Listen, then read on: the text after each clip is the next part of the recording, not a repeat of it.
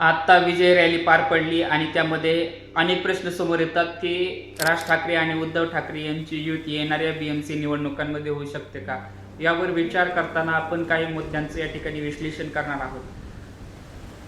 2002 साली बाळासाहेब ठाकरेंनी त्यांच्या शिवसेनेची कमान उद्धव ठाकरेंवरती सोपवली आणि 2005 साली राज ठाकरेंनी त्यांचा स्वतंत्र पक्ष महाराष्ट्र नवनिर्माण सेना हा मराठी अस्मितेच्या मुद्द्यावरती तयार केला, ज्यामध्ये एक आक्रमक भूमिका उत्तर भारतीयांच्या विरोधात राज ठाकरेंची नेहमी राहिली आणि महाराष्ट्र नवनिर्माण सेनेला एक वेगळी ओळख देण्यामध्ये राज ठाकरे यशस्वी झाले. मराठीचा मुद्दा म्हटले की राज ठाकरे हे होतात.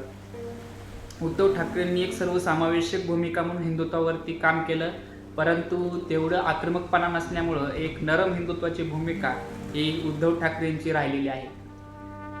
तर उद्धव ठाकरे आणि राज ठाकरे यांचे जे संबंध आहेत ते पहिल्यापासून अटीतटीचे राहिलेले आहेत. उद्धव ठाकरेंचा स्वभाव उद्धव ठाकरे ज्यावेळेस मुख्यमंत्री होते त्यावेळेस राज ठाकरेंना म्हणावं एवढ्या प्रमाणामध्ये किंवा त्या टायमिंगला सुद्धा एक नातं जुळून आलं नाही.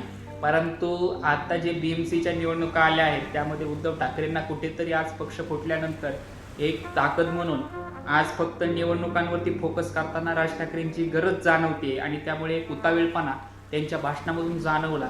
जे विजयी आता मेळाव्यामध्ये आता सभेमध्ये उद्धव ठाकरेंनी जे भाषण केलं त्यामध्ये जो पुढाकार आहे हा उद्धव ठाकरेंच्या बाजूने जाणवतो आणि संपूर्ण भाषणामध्ये त्यांचं जे वक्तव्य होतं ते संपूर्णतः 60 ते 70% हे निवडणुकांच्या रिलेटेड होतं की आम्ही आज एकत्र आलेलो आहोत ते एकत्र राहण्यासाठी. पण हे फक्त उद्धव ठाकरेंनी म्हणून जमणार आहे का की आम्ही एकत्र आलेलो आहोत ते एकत्र राहण्यासाठी.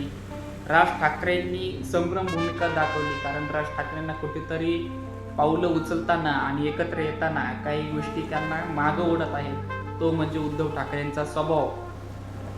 त्यामुळे राज ठाकरेंनी संभ्रम भूमिका केलेली. राज ठाकरेंच्या संपूर्ण भाषणामध्ये फक्त त्यांचा एकच उद्दिष्ट होतं की ती जी त्रिसूत्र होतं त्यांचं ते भाषेचं त्रिसूत्र जे आणायचं होतं की हिंदी सक्तीविरोधात राज ठाकरेंचं जास्त भाषणामध्ये ओढ होती आणि त्यांनी मराठीचा मुद्दा जास्त मांडला.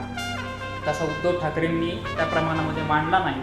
आणि त्यानंतर राज ठाकरेंनी ज्या प्रकारे त्यांच्या पदाधिकाऱ्यांना कार्यकर्त्यांना या ठिकाणी सांगितलं आहे की युतीबाबत आणि एकत्रीबाबत या ठिकाणी कोणतंही वक्तव्य करू नका, त्यामुळे कुठंतरी येणाऱ्या काळामध्ये राज ठाकरे आणि उद्धव ठाकरे एकत्र येतील की नाही याच्यामध्ये थोडासा संभ्रम अवस्था वाटतंय.